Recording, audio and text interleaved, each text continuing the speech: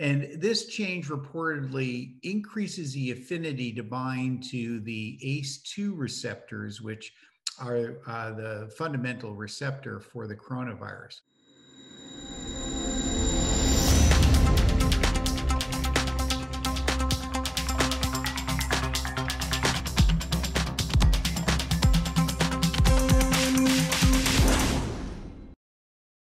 Hello, I'm Faith Rogers, host of today's program, COVID-19 Keeping Up with a Moving Target. This is the January 6th update of DKB Med Radio's Coronavirus Educational Series. Thank you for joining us. This activity is jointly provided by the Postgraduate Institute for Medicine, DKB Med, and the Institute for Johns Hopkins Nursing. Today's program is accredited for ANCC and AAPA credit, as well as AMA PRA Category 1 credits. Please visit our website for complete CE information. If you're tuning into our webcast, please click the red Claim Credit button in the webinar console to attest for credit. Otherwise, please visit covid19.dkbmed.com. Today's learning objectives are: discuss changes in SARS-CoV-2 since the Wuhan strain was identified, and discuss implications of newer variants on vaccine development. With us today, we have Dr. Paul Auwaerter, Clinical Director of the Division of Infectious Diseases at Johns Hopkins School of Medicine. Dr. Auwaerter, thank you for joining us and Happy New Year.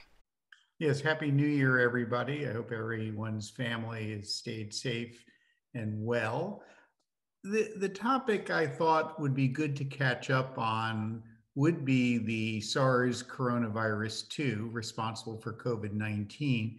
And really what's happened to it genetically over the last year. And of course, the viral variant, which was first described in the United Kingdom, has really gotten a lot of people's attention, and we'll go into some of those details.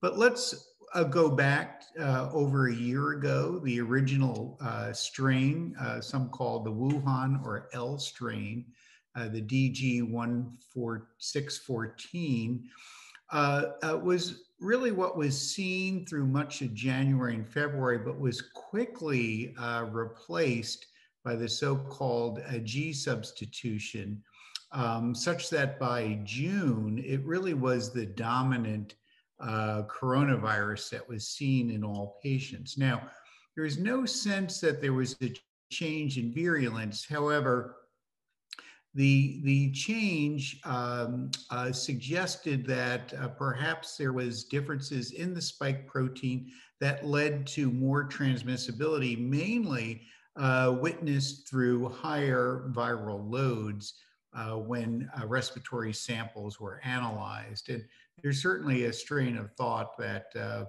more virus someone is shedding, the greater the transmission, and perhaps also the higher acuity of illness, but nothing was really seen along the illness side yet. So let's move ahead to this past fall, when in the United Kingdom, this variant SARS-CoV-2 was seen. I'll go into more details for a moment, but this was picked up also in the context of what appeared to be increasing rates that were far faster than seen earlier in the spring around London, sort of south and eastern England. Now, the United Kingdom also does a fair amount of sequencing of virus as a routine throughout the country. And they found that this variant was precisely in the same locations as increased case rates and hospitalizations. Recently, Imperial College has suggested that the so-called reproduction factor, whereby this new variant might increase by approximately 0.7, 70%. Now, for successful control of a virus, you want to have the reproductive number below 1, which means that if you're sick, you're going to be not exposing at least one person or more to infection. So as you increase that number, that means you as an infected person are likely to spread it to others. But of course, there's a huge variance and also super spreader events. Now, this increased rate of transmission in the UK was picked up in November and resulted in some additional changes and restrictions, but this had made little impact. And I think many of you know that just yesterday, the United Kingdom, and I'm speaking today on January 6th, but yesterday the United Kingdom went into its fourth lockdown, I believe. Interestingly, at least with my colleagues that I've been speaking with there, they're anticipating at least a 6-week strict lockdown and home isolation that might even extend months beyond. Now, this is in spite of immunization, which will certainly be a future topic of discussion. But let's talk about this variant strain. Now, the Centers for Disease Control calls it a variant of concern. I think many of us are referring to as B.1.1.7. Now, this has accumulated 23 mutations since the original Wuhan strain, and a really marked change in amino acids, so over 14. And 8 of these occur in the spike protein alone, which is responsible for viral entry into cells. So the 3 areas that get a lot of discussion is the so-called N501Y. And this change reportedly increases the affinity to bind to the ACE2 receptors, which are the fundamental receptor for the coronavirus.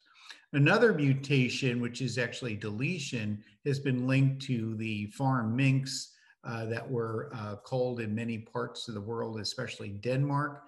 And the issues there were whether the cycling through the minks could potentially cause further changes and affect the virus. And then lastly, there's a P681H. This is close to something called the furan cleavage site. And this cleavage site is in the spike protein and is also thought that changes there could be responsible for increasing viral replication and therefore fostering more transmission. So as I've mentioned, this was first identified in 2020. And why the United Kingdom, as we've mentioned, is because far more than other countries, including the United States, Germany, and others, they routinely sequence the virus. But we now know that it's present in at least 33 countries, and at least 4 states has been identified that are listed here, including patients with no travel. And I misspoke a bit before, but it's the 3rd lockdown for England. The implications are as follows. We know that the growth rate of this, at least when looked at in cells and animal studies, and the thought is also in human specimens, that the so-called cycle threshold, that is when you do a PCR, that you're finding levels that are about 2 lower than earlier strains, which suggests there's much more virus in the respiratory secretions. And the fact that this has become so quickly prevalent in areas of the world suggests that there must be some kind of selective advantage. So I think this is going to replace the D614G mutation largely across the world. Now, so far, public health authorities don't think it's causing any worse disease severity, but there are increasing numbers, which is why hospitals are full. It does appear to be detected by routine testing because the PCR uses primers with multiple targets, such as the N and so on. Now, where there may be some concerns are that some of the monoclonal antibody products, which we've discussed, may not work as well. Of course, this is only theoretical. We're not sure about that.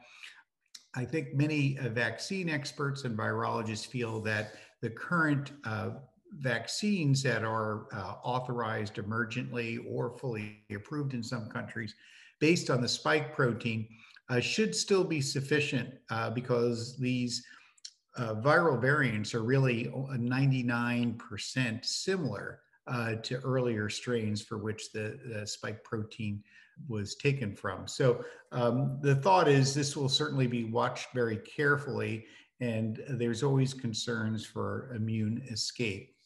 There are 2 other variants that I thought are worth mentioning that you may hear in the news.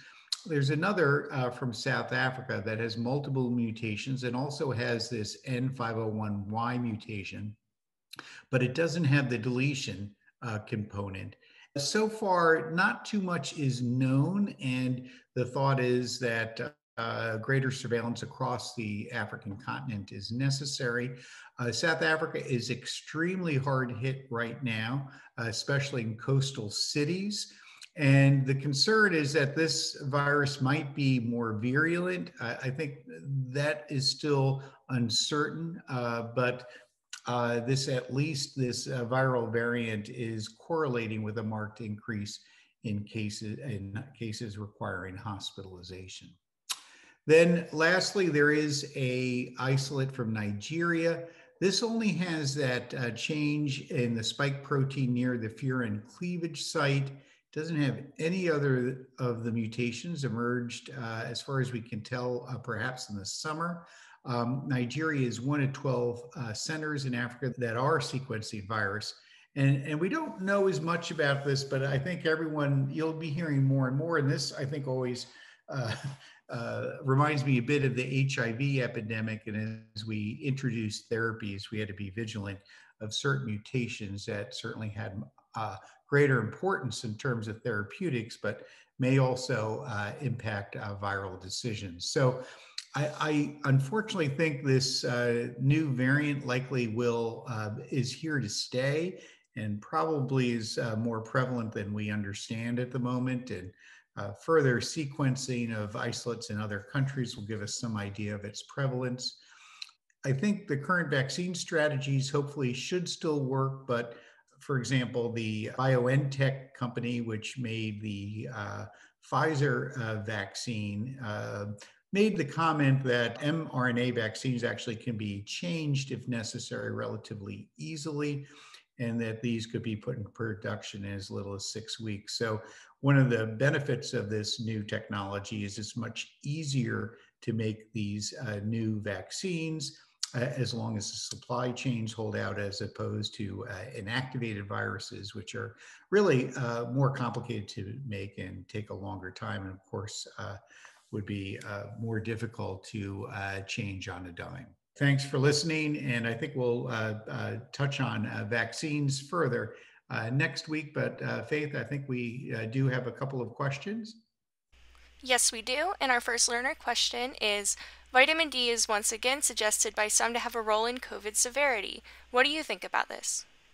Yeah, so this association of hypovitaminosis D and respiratory illness has been around for a while. It's been linked to influenza, for example, also COVID-19 and some other respiratory infections.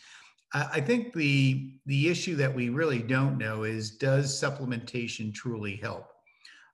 This is a field fraught with disappointments. For example, vitamin C for severe sepsis, vitamin E trying to improve health and causing prothrombosis.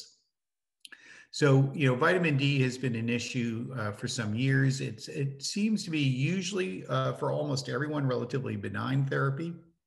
I certainly know some physicians that are supplementing patients with COVID-19, especially if they have depressed immune systems. But I think the evidence basis for this is slight at the moment. So I don't think you'll see any official recommendations, but it is an area of study, and I think worth addressing in a prospective manner. Okay, thank you. And our next question is, what is your opinion about the UK's vaccination program? So their mix and match or their one dose program? Yeah, so this is very interesting. So, I think the biggest question is how we can get more people immunized quickly. Now, if you're short of vaccine supply, then I think many people are entertaining strategies such as delaying the second dose, or even in the UK's sense, since they're all spike protein vaccines of one form or another, you just get what you can get at any given time and not really fret too much about being consistent. I think what this opens up is a lot of questions. We really don't know about the durability of one dose and really how successful it is. This is all data extrapolated from phase 3 trials, which for the most part, except for people that didn't go back for a second dose, we're really looking at what levels of protection were gained between 3 to 4 weeks after the first immunization. We don't know too much about durability, loss of follow-up, especially if people defer. And certainly by mixing vaccines, we're really not as sure whether you'll get as much boost as you should. So, I think many are hesitant to go down that path just because I think it's uncertain. I think the public health emergency in many countries has fostered early use of unproven vaccines. And these are unproven strategies that have some biologic plausibility for success. So I think these are important questions that you have to weigh: ethics, plausibility, likelihood of success, and also I think definitely requires monitoring. So, if you have the capability of getting the vaccine in people, these are strategies that I think everyone is at least thinking about given the crisis at hand. On the other hand, if we really don't have the ability to get the vaccine into somebody, I think it's foolish to consider that. And certainly in the United States, the problem is more the logistics of getting the vaccine into people at the moment than the vaccine supply. So my thought would be that this probably shouldn't be pursued at this time, but I think we'll just have to wait and see, Faith. Dr. Auwaerter, thank you again for those updates. If you're tuning into our webcast, please click the red Claim Credit button in the webinar console to attest for credit. Otherwise, please visit covid19.dkbmed.com. Any questions or issues, feel free to email us at the address listed. To submit questions, please send them to qa@dkbmed.com. That's Q as in question, A as in answer, at dkbmed.com. Again, thanks for joining us, and thank you for your dedication to your patients with COVID-19. Thanks again, Dr. Auwaerter. Yeah, thank you very much. Look forward to speaking more, especially about vaccines with the next program, and hope everyone has a better start to 2021. And I do think each month will get better and better. So thanks so much for listening.